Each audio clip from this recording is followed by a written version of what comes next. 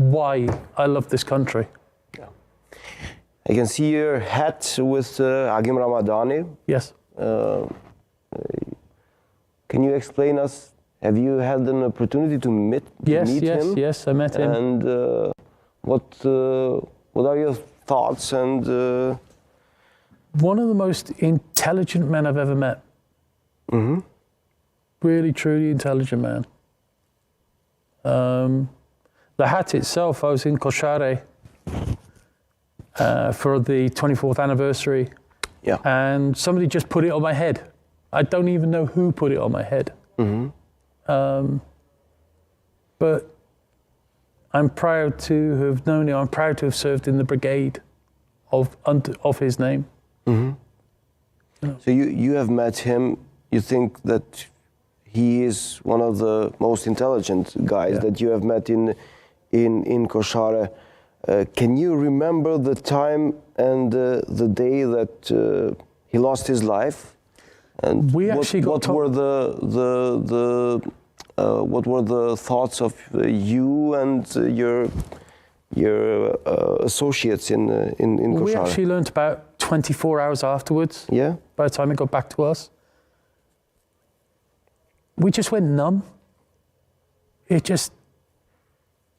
Everything drained. Mm-hmm. It was just unbelievable emotion. You know, how could this happen? Mm-hmm. But he led from the front. He wasn't a commander who would send troops forward. He would go forward himself. Mm-hmm. You know, that's what a commander is. What was the impact on the warriors and the soldiers regarding the day that you have took the news that he lost his life? There was great remorse, great sadness, but it gave a renewed drive. Mm-hmm. Not so much revenge, but we need to do this for Agim now. Mm-hmm. You know, we need to do it for him. Mm-hmm. And I think that gave a huge boost inside the men to fight harder and to achieve what they did. Who was the person to take responsibility since Agim Ramadanin lost his life? Was Rustem Berisha? Yes, it was Rustem Berisha took Can you explain us those situations? We were just told Rustem is now in charge, which was great. He is an amazing man. Mm-hmm. When I first met him, I actually thought he looked like Peter Sellers, the actor. He was so similar to him. Very quiet. Mm-hmm. Not what you would think a brigade commander would be, very loud and shouty. Mm-hmm. He was a very quiet, reserved man. But he had an amazing military brain. And he was, from that moment, he was the driving force. Yes. Yeah. Oh. Him and Anton Chuni, who was number 2 in the brigade, mm-hmm. they drove that brigade. And I don't think any other commander could have done what they have done, mm-hmm. quite frankly. They deserve so much more plaudits than they've been given. You know, they deserve so much more.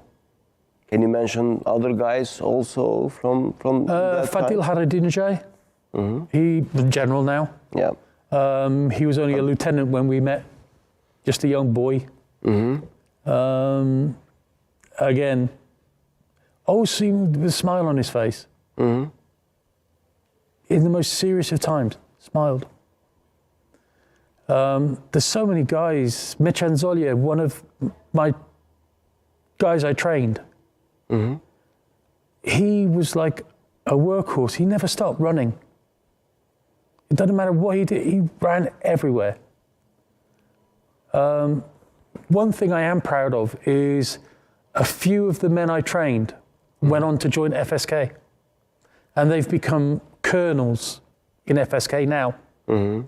That to me gives me the greatest pride. Dr. Abba Marina, he came to me, he had just lost his family. His whole family had been murdered. He just wanted to grab a gun, go to the front, take as many Serbs with him and die. And I sat him down about 2 o'clock in the morning. And I said, look up. Find the brightest star. I said, that's your family. They're watching you. Don't let them down.